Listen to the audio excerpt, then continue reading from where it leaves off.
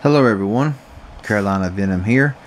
Today I am taking a look at the Samsung Illusion from Verizon Wireless. This is a prepaid phone. Really nice little phone. You can get them for around $80 to $100 depending on where you're at they're on sale or not. About time Verizon really came down on their prices of their smartphones for prepaid as well as their plans. This is a really nice little device. It's pretty outdated. It's pretty old. It's a couple years old and everything. But I'm going to go through some of the settings and specs and everything. And show you what I think about it and tell you what I think about it and like about it and everything. So anyway, you got a 3.5 inch display on the front. On the side here, you have your power button. Kind of is flush with the phone. Kind of hard to get the feel of it and find it sometimes, but it's okay. You learn it eventually. Does not have a dedicated camera key. On the front here, you have your menu, home, back, and search buttons. On the bottom, you have your charging port, microphone. On the side, you got your micro SD card slot, your volume rocker. You have your headset jack on the back. On the top, you got your 3.2 megapixel camera in the back with no flash, no autofocus. Maximum recording time is maximum recording resolution is 720 by 480. Your speaker down here, and your battery is a 1500 milliamp hour battery. Battery lasts, a good day on normal usage. It's not too bad. Of course, the more you use it, the worse it's going to be. But I find that a good day, maybe a little more than a day, I can get out of this battery. I'm going to get into the camera. The camera is not the greatest in the world. It's got a 3.2 pixel camera, no autofocus, nothing like that, no flash. So the camera is pretty much, you see what you see, what you get. Video quality is pretty good actually for a 480 resolution video. I'm not really sure how it looks on the computer yet as far as YouTube or whatever, but we're going to find that out here soon. The speaker quality as far as listening to callers is pretty good. It's not the best in the world. To me, it's got a really nice clear sound to it. Well, I wouldn't say clear, but it's not got no hissing, no buzzing. But to me, it's a little bit muffled. To some, it may be okay, but to me, the muffledness is a little aggravating when I got to ask somebody to repeat yourself a couple times. But it's not totally unbearable. So don't sit there and count the phone out, cause everybody's different on their opinion on sound quality. I'm trying to think of what else. I go on here. Got a really nice display. It's a 3.5 inch display. It's got a pretty nice and vibrant screen on it. It works very well. There's hardly no lag in it whatsoever. It's running Android 2.3.6 Gingerbread, and it's got 512. The RAM is 512. So it's not got a very good RAM to it. It would be nice if it had a 1 gigabyte of RAM, but it's only got 512 megabytes of RAM. It's running a 1 gigahertz Hummingbird processor, but it runs really good. There's absolutely no lag to this phone whatsoever.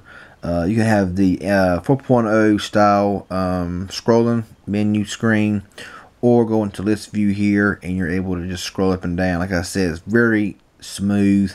I've not had any lag with this phone whatsoever, and this phone is really nice. I'm gonna go ahead and run a Quadrant Benchmark on this phone.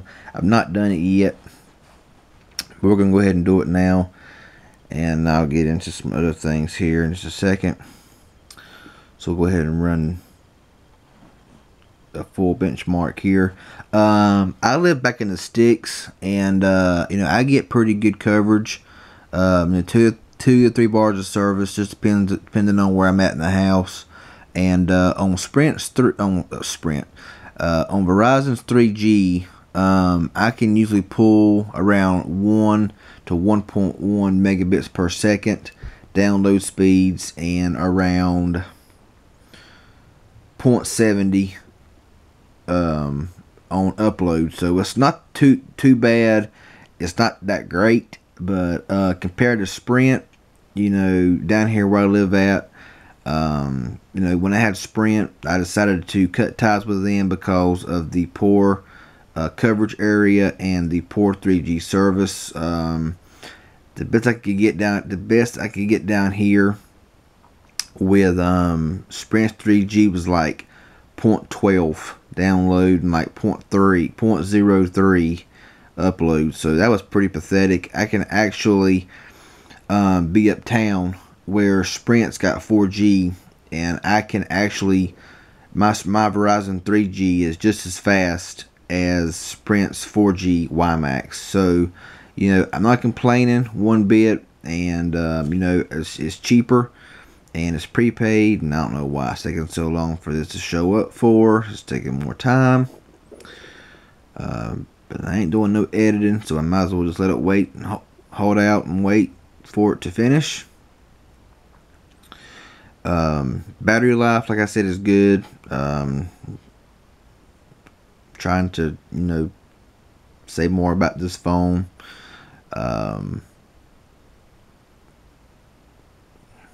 Without going silent like I'm doing right now.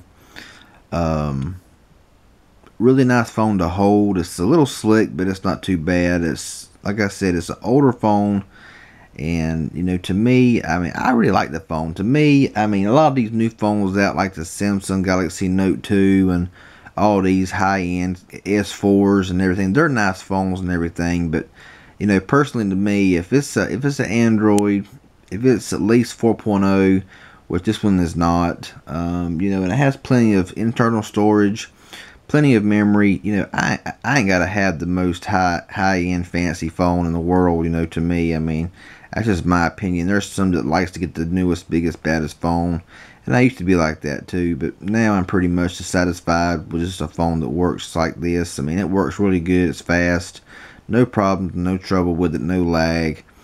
Battery life is good. So I mean, you know, camera is decent for them, you know, on the go snapshots, and video quality is fair. So, you know, we'll see in a minute what the Quadrant on this is. I have a roundabout idea, but I wanted to run my own. So let's go ahead and see what we got here. Where is my device? My device is, focus in, 2016. So, you know, it's not, I mean, you look way up here and you start seeing the HTC One X and all that, but I guess 2016 is not that bad for a phone that's this old. Like I said, speed test, you know, I get average, you know, of 1 to 1.5 megabits per second download. But like I said, I can have, you know, Facebook, YouTube, Instagram, all that stuff running, and this phone is just very smooth. It has no problem whatsoever. The gallery's nice music player. You know, it's just a really nice phone all the way around. But anyway, I'm tired of rambling on with this phone. If you want a cheap phone with Verizon, if you're tired of Sprint or T-Mobile or whatever, and you want to go with something that's actually got good service, and I mean that the best way I can. I've not had any problem with coverage since I switched to Verizon, and if anybody is interested in one of these phones, I would definitely recommend the Illusion for a cheap entry-level phone. You know, if you wanted to step up a little bit and pay a little bit more money, then of course I would recommend the LG Optimus Elite, which is the same thing as a LG Lucid, but they are more expensive, but it is a better phone. Anyway, Samsung Illusion, Verizon Wireless prepaid. Got any questions, comments, please feel free to leave them below. I'll do my best to answer them for you. Subscribe to my channel. I sure would appreciate it. Anyway, I'm going to go ahead and get out of here. I have a video sample separate from this video, from the video quality on this phone. So anyway, out of here. Talk to you later.